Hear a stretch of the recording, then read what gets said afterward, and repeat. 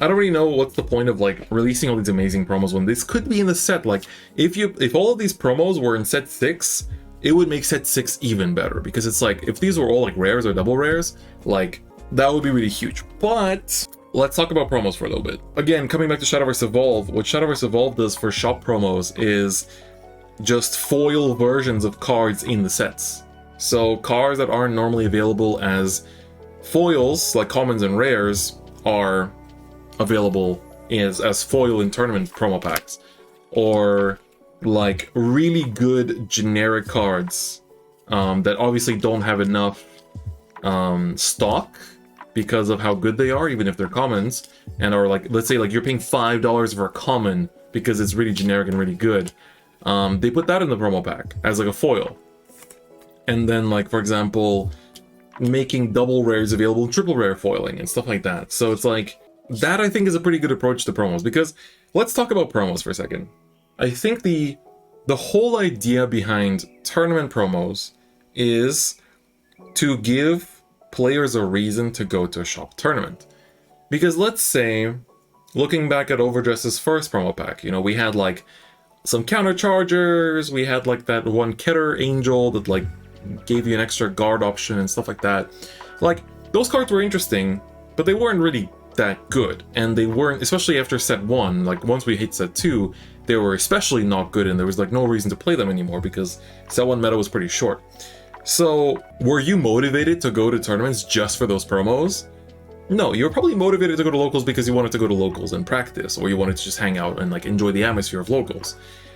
Whereas having these good promo cards as locals participation promo cards immediately goes like, damn, I need to make time in my schedule to go to locals, because I cannot miss out on this 1 month period where Sazanda is the promo because I need 4 copies.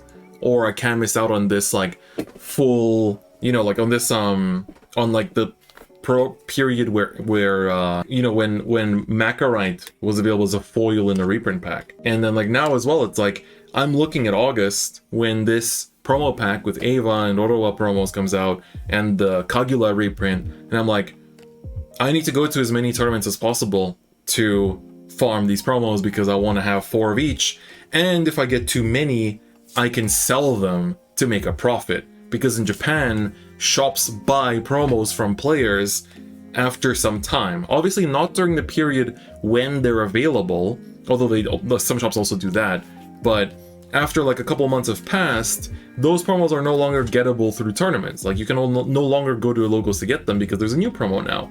So shops are now asking to buy the promo from you for $5, $10 a piece, and therefore you basically got money out of going to locals. So there's a whole economy to making good promos for locals, because it leads to players wanting to go to locals, which then means that players first get to enhance their decks that they like, but also the players that don't want to or don't care about the cards in the promo packs, they can hold on to those promos and then sell them later on to make profit. So in a way, it's almost like a win-win, except that in a way it's not.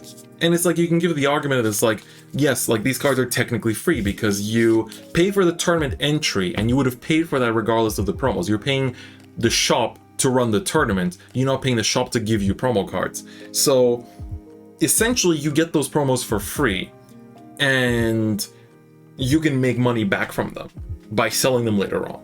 And so basically for Bushiroad, it's like making good shop tournament promos equals more people going to locals, which means more people being at locals means more rep for the game, more people entering a shop and seeing, ooh, there's a lot of people playing Vanguard, Vanguard must be really popular. And so that all works, that goes in a cycle where it's like you have people go to locals, you print good promos. Print good promos leads to people go to locals. People go to locals means more exposure for the game, and therefore Bushiroad goes like, okay, this works, therefore print more good promos. And this goes in a circle where they just keep printing good promos for tournaments, and people keep going to tournaments to get the promos, and the game keeps getting good rep because of that.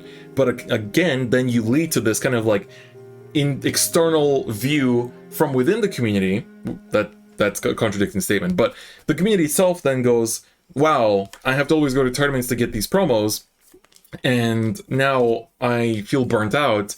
And so that leads to a different issue. So it's like, how do you balance that, right? That was my little ramble about promo distribution. But then we add another thing to that, where you make magazine promos. So the whole reason to buy monthly Bushiroad is to read the manga, basically. The main reason to buy monthly Bushiroad is to read the manga and see if there's any card spoilers for upcoming sets. But then they want to give extra incentive to buy monthly Bushiroad by making really good promos. Because now people won't just buy one monthly Bushiroad volume, they're gonna buy 4 because they would need a playset of the promo. So you basically end up with this thing where like people are going to be buying monthly Bushiroad every month now as long as they keep making these really good promos. But this, you know, within Japan, it's like, okay, cool, I will just pre-order 4 copies of monthly Bushiroad on Amazon and I will get my promos, no problem, right? I'll just have to like find somewhere to offload the extra volumes because I only need 1 to read the manga inside. So in Japan, this is all fine and dandy, but what about outside of Japan? There is no monthly Bushiroad overseas. The weekly bites that are delivered to your email address don't distribute promos. You know, that's supposed to be like the monthly Bushiroad equivalent, right?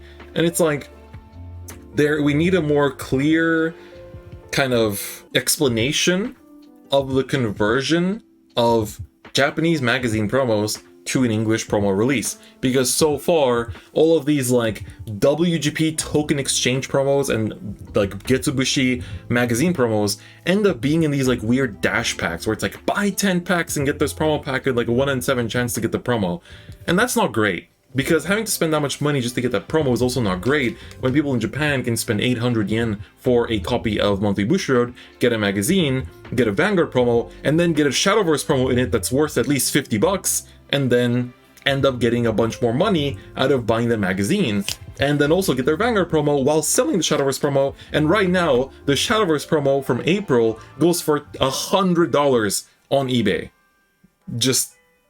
And all you bought the monthly Bushiroad volume for was for a Vanguard promo and maybe the manga, right? So it's just like, we need a more clear communication in that sense. And yeah, and then you think about the people that play the Japanese format in Southeast Asia and China and like the other countries that play Japanese format card games, where it's like, what are they supposed to do? They don't have access to this magazine, like. So yeah, so then I think the best handling of promos, in my opinion, because, so to give you an example, the biggest card game in Japan, Pokemon TCG, actually does things the same as Bushiroad. They make promos that are only available in a shop tournament, but they're oftentimes not that great, but it's because they're exclusive, usually, or like usually they're not that good. But for example, one of the longest meta decks in the recent format, Mew VMAX, had a staple card called Cramomatic that in English was put into the booster pack and available as a common, whereas in Japan it was a tournament promo during COVID when there were barely any tournaments. So that card used to go for 10,000 yen a piece, so like $90 or $80 a piece. Now it goes for 7,000 yen a piece, but it's still insane for a random shop promo to be worth that much, more than any card in the deck.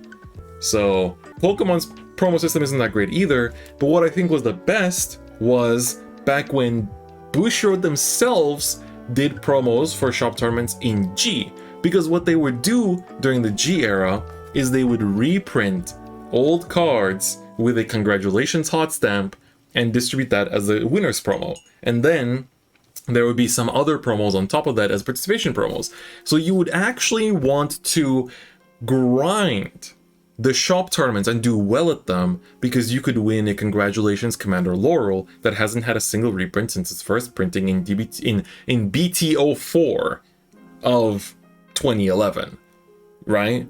Or you want to grind for a Melem hot stamp, Melem with a congratulations foil on it, right? Like all those kind of things. And you know, that's already cool, but you can also do alternate art promos too, and that's, I think, perfect. Like doing alternate art promos of like staple cards, like giving an extra printing to Inlet Pulse or giving an extra printing to Brainwash Swirler with an alternate art as just a double rare or even a common foil with no foiling whatsoever. as a shop promo would be really cool, because people already have a chance to get the card by just opening packs of the set that the card is in, but you now give access to people that didn't gather it during that time that can now play in shop tournaments to also get it. So I think that would be really huge in kind of reformulating the promo system for Bushiroad at this point. But I wonder if is it too late? Like, or what is their priority? Right, so that's my TED Talk. Thank you for listening, and let me know your thoughts as well in the chat.